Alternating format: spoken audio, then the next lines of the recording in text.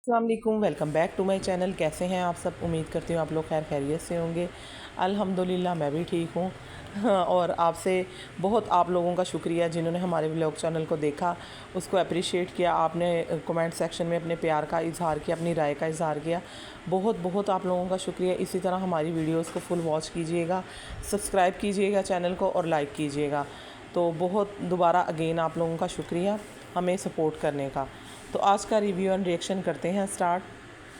तो सबसे पहले मैं बात करती हूँ कल की सितारा की वीडियो की, जिसमें उसने बेशर्मी की इंतहा लेवल पे इंतहा की हुई थी। आप एक चीज़ को नोटिस कीजिएगा कि ये कह रही थी कि मैं रात के अंधेरे में, मतलब रात को जब सब सो रहे होंगे ना, तो मैं सबके साथ प्रैंक करूँगी, मैं सबको डराऊँगी। एक चीज़ इसने हर चीज़ में मुस्तफ़ा को इन्वॉल्व किया होता है, हर चीज़ में। चाहे वो झूठ बोल रही है, चाहे वो मजाक कर रही है, चाहे वो कोई कुछ भी कर रही है ना, उसमें मुस्तफ़ा को शामिल कर लेती है।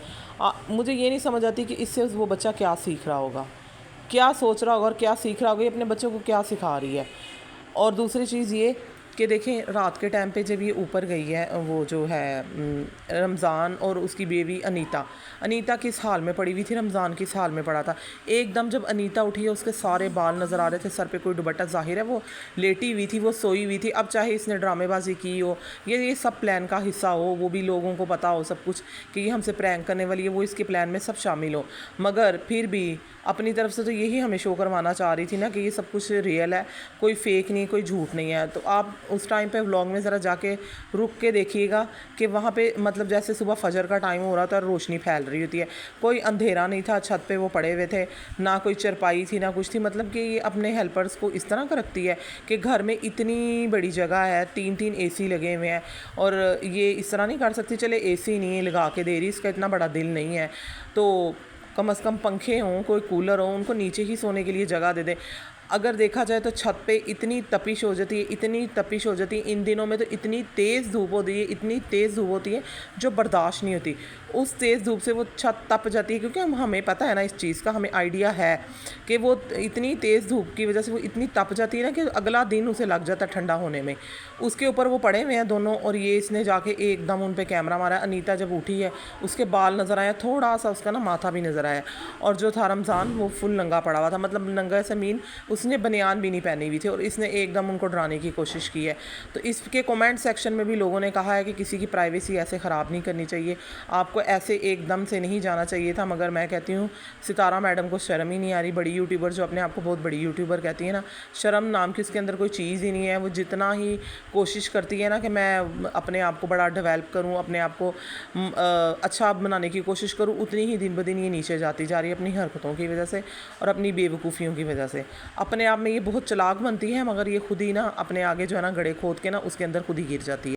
अब देखिए, इन्हीं के कमेंट सेक्शन में इन्हीं के सब्सक्राइबर ने इनको कहा हुआ था कि आपको थोड़ी प्राइवेसी का ख्याल होना चाहिए। देखें, आप ये अगर बेशक मानती हूँ कि अगर वो मिले भी हुए थे अनीता और रमज़ान, तो आप ये देखें ना कि अगर वो मिले हुए थे, चलो या तो वो सेपरेटली थोड़ा सा अलग अलग होके लेट जाते। अनीता को आपने नोट किया होगा कि वो रमज़ान को चिपक के लेटी हुई थी, और ऊपर से लोग ये भी कह रहे थे कि जी वो प्रेगनेंट है। तो अगर उसे नहीं भी पता था तो आप उसकी प्रेगनेंसी का भी ख्याल नहीं करती कि वाकई एकदम डर जाती, एकदम उसे कुछ हो जाता तो फिर उसका और उसके बच्चे दोनों का ही नुकसान था। अगर खाली रमज़ान को भी पता था तो मुझे तो रमज़ान की भी सोच पे हैरत होती है कि वो बार बार आपको आपके प्लान में शामिल हो जाता है और अपनी बीवी के साथ ये मजाक करवाता है। तो कम से कम उसको अपनी बीवी का ख्याल होना चाहिए। अगर आपको ही ख्याल नहीं है किसी चीज़ का, आपको अपने व्यूज़ की पड़ी हुई है। और दूसरा, मुझे ये नहीं समझ आ रही, आप मुस्तफ़ा को अपने प्रैंक में शामिल करके हर जगह घुमा रही थी, तो आपका बेटा क्या सोचता होगा कि मैरिड कपल के प्राइवेसी के बीच में घुसना, उनके रूम में घुसना, अगर रूम नहीं है छत है तो वो अकेले सोए हुए हैं ऊपर, और आप बेशक उन्होंने बच्चे साइड पे डाले हुए हैं, मगर आपका बेटा जवान होता जा रहा है, आप अपने बच्चे के साथ चली गई हैं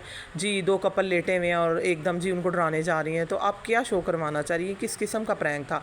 इतना मतलब कि बहुत अफसोस होता है आप पे कि इस किस्म के आप ना व्लॉग लेके आती हैं, कोई कंटेंट नहीं है आपके पास, कोई ना कोई बस घटिया हरकतें ही करती आप नज़र आती हैं।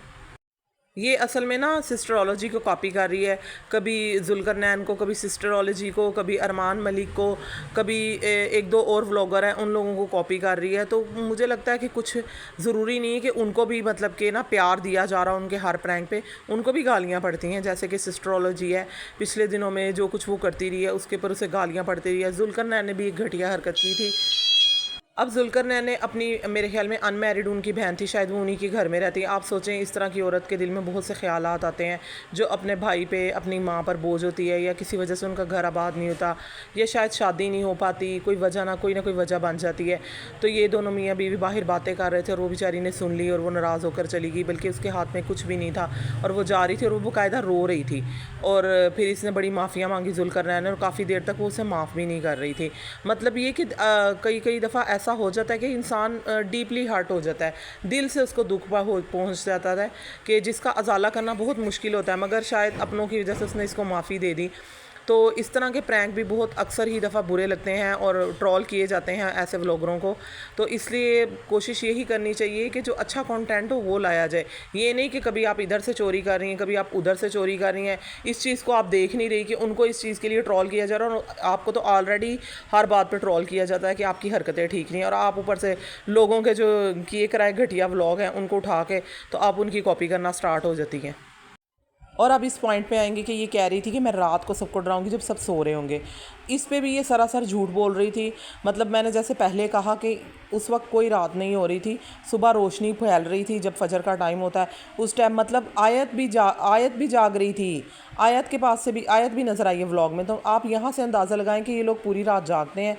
कोई इनको इबादत का नहीं पता, कोई इनकी बच्चों की स्टडी का नहीं पता, कोई लाइफ का नहीं पता, बस सारा दिन सो लिया और फिर रात को उठ के इन्होंने सारी रात जाग के इन्होंने व्लॉग बना लिया और फिर लोगों से ये झूठ बोल लिया कि ये टाइम हो रहा है, हम इस टाइम ये कर रहे हैं, वो कर रहे हैं। शायद दिन के टाइम कभी आँख खुल गई, कुछ सौदा सलफ लेने चले गए, कोई ज़रूरी काम है तो शायद उठ जाती हैं ये मैडम। नहीं तो जिस तरह सारा दिन घर में गंद पड़ा होता है और बच्चों के अजीब हालात होते हैं, वही हालात के साथ जो ज़िंदगी चल रही है। आपने अभी देखा ही होगा, स्पेशली जब से ये इस घर में शिफ्ट हुई है, कुछ ज़्यादा ही गंद मार के इसने रखा हुआ है। सिर्फ किचन की थोड़ी बहुत सफाई दिखा देती है और कैमरा घुमा के दिखा देती है ये जी किचन की सफाई हो गई है। और एक दिन इसने अपना चूल्हा दिखा दिया था कि मैं खुद साफ़ कर रही हूँ, जिस दिन गैस आई थी। उसके बाद गंद ही गंद, इधर उधर चीज़ें बिखरी हुई हैं, मैट्रेस के ऊपर सब कुछ चादरें पड़ी हुई हैं और ये व्लॉग शूट कर रही है। मतलब कि आप यहाँ से आइडिया लगाएं कि मैट्रेस पड़े होते हैं, उनके ऊपर कंबल पड़े होते हैं, सब कुछ बिखरा होता है और ये व्लॉग शूट कर रही है। तो इससे अंदाज़ा लगता है कि ये सिर्फ रात को व्लॉग शूट करती है और दिन में ये बिल्कुल भी शूटिंग नहीं करती। मतलब कुछ शाज़ो नाज़िर ही है, ये दिन में शूटिंग करती है, ज़्यादातर ये सोई ही होती है। अब एक और पॉइंट नोट कीजिएगा आज के व्लॉग में, जहाँ पे ये कौन बनेगा करोड़पति खेल रहे हैं, तो वहाँ पे जो ये मुस्तफ़ा है जो है ना, वो अनीता को अनीता कह के बुला रहा है। मतलब कोई आपी नहीं, कोई दीदी नहीं, कोई बाजी नहीं, डायरेक्ट उसका नाम ले रहा है अनीता। ये इनके बच्चों की तमीज़ है, ये सिखा रही है इनको। कोई तमीज़, कोई अकल, कोई शऊर नहीं इनको दे रही। वो दिन ब दिन बड़े होते जा रहे हैं, जब उनकी खून में, उनके दिमागों में ये सब कुछ रच बच जाएगा तो ये फिर उनकी क्या तरबियत करेगी। ये तो सब कुछ उनको आदी हो जाएंगे, वो तो इस चीज़ के आदी हो जाएंगे जब, तो ये क्या करेगी फिर उनका। मतलब कि ये जिस तरह की खुद है उसी तरह के बच्चे हो जाएंगे। तो और दूसरा आप ये देखें कि आयत का इसने आज कहा है कि जी इब्राहिम के पापा कौन है, मुझे ये बताएं। ऐसे सवाल बच्चों के जहन में आ सकते हैं। चलिए थोड़ा सा बड़ा बच्चा हो तो वो पूछ ही लेता है जी इसके पापा किधर हैं। ये बच्चे से पूछ लेते हैं कि आपके पापा कौन है, तो ये कह रही है जी कौसर आंटी नहीं, कौसर मामा नहीं, कौसर इब्राहिम के पापा कौन है। मतलब कि उस बच्ची को भी तमीज़ नहीं सिखाई गई कि कौसर आंटी कह दे, कौसर मामा कह दे, कुछ भी कह दे। मतलब बड़ों को बुलाने का एक ये थोड़ी होता है कि नाम से आप बुलाएं, आप उनको आंटी कहें, चाची कहें, मामी कहें, ताई कहें। ये थोड़ी होता है कि आप डायरेक्ट नाम लें। मुस्तफ़ा भी नाम लेता है, आयत भी नाम लेती है। और मुझे नहीं लगता कि आयत ने ये क्वेश्चन पूछा होगा, क्योंकि व्लॉग में इसने एक जगह में उससे पूछा है कि आयत किस इब्राहिम के पापा कौन है, और आयत हंस के भाग गई है। मतलब कि उसने ये चीज़ पूछी नहीं। कंट्रोवर्सी क्रिएट इसने दोबारा स्टार्ट करनी शुरू कर दी। और कौसर को ये लेके क्यों आई है अपने घर, वजह क्या है? जब तुमने अलहदा घर ले दिया, उसे हर चीज़ उसे लेके दे दी है, ठीक है, खैरात के नाम पर, तो अब तुम जो हो ना उसके नाम के व्यूज़ कमा रही हो। जब तुमने देखा व्यूज़ डाउन हो रहे हैं, अब तो जो मेरे लुक हैं जो मैं क्रिएट कर रही हूँ, जो मैं डेली के लुक क्रिएट कर रही हूँ, इतना खर्चा कर रही हूँ, उससे भी कोई फ़ायदा हासिल नहीं हो रहा और मुझे लोग टॉन्ट कर रहे हैं, मुझे ट्रोल कर रहे हैं। तो अब मैं कौसर को दोबारा ले आती हूँ, कुछ व्यूज़ बढ़ें। तो ये ड्रामेबाजी आपने चलाई है। और अब जब देखा है कि कौसर आ गई है तो कभी व्यूज़ अप हो रहे हैं, कभी जब देखा है कि कौसर से भी अब कुछ नहीं बनता जा रहा तो व्यूज़ डाउन होने लगे हैं, तो अब आपने इब्राहिम वाली कंट्रोवर्सी स्टार्ट कर दी जी। आयत पूछ रही है, मतलब फिर क्या हो गया, लोगों ने 2-2 शादियाँ नहीं की होती, 3-3 नहीं की होती। चार चार नहीं की होती, हमारी मुफ्तियों ने की होती है। बात तो ये है कि हक अदा किया जाए बीवियों का। शादी से कोई मसला नहीं होता, आपका तो ख़ानदान, औरतें क्या आदमी क्या, शादियाँ ही शादियाँ, शादियाँ ही शादियाँ। कोई आपके साथ अनोखा काम हुआ है, अच्छा खा रही हैं, पी रही हैं, ओढ़ रही हैं, पहन रही हैं, किसी के मोहताज नहीं। आपके हस्बैंड का भी एक चैनल चल रहा है जिससे एक अच्छी खासी इनकम आ रही है। अब मेरा कहने का मकसद ये है कि वो हक रखते हैं, वो अपने चैनल से कमा रहे हैं, वो 2 बीवियाँ रख सकते हैं। और इन बातों से साफ ज़ाहिर है कि सितारा ने अपने बच्चों को ये बताया ही नहीं हुआ कि ये इनकी सेकंड वाइफ है, उनके हस्बैंड की सेकंड वाइफ है। मतलब कि वो आपकी सेकंड मदर है। जैसे मैं आपकी मदर हूँ, वो भी आपकी मदर ही लगती हैं। जब आप इब्राहिम को अपनी मदर कह सकती हैं, आप उसको कह सकती हैं मैं मामा मामा, ये मेरा बेटा बेटा बेटा, तो क्या वो कौसर के बच्चे नहीं हो सकते? चलो सतीले ही सही, आप उनको बताएं, तफसील से बताएं, उनको बिठाएं, उनको समझाएं कि ये आपकी मदर लगती हैं। इनको अम्मी कह दें, छोटी अम्मी कह दें, मैं आपकी अम्मी हूँ और वो दूसरी अम्मी है। इस तरह समझाएं। ये क्या कौसर, ये कौसर का इब्राहिम क्या लगता है और इब्राहिम के पापा कौन है, ये क्या बात हो गई? मतलब कि आप ब्लंडर पे ब्लंडर मारती रहती हैं अपने व्लॉग में और ट्रोल होती रहती हैं। तो ये था मेरा आज का रिव्यू एंड रिएक्शन। कैसा लगा मेरा रिएक्शन? तो सब्सक्राइब कीजिएगा, मेरे चैनल को लाइक कीजिएगा और मुझे कमेंट सेक्शन में अपनी राय का इज़हार ज़रूर कीजिएगा। मिलते हैं नेक्स्ट रिएक्शन में। तो अल्लाह हाफिज़।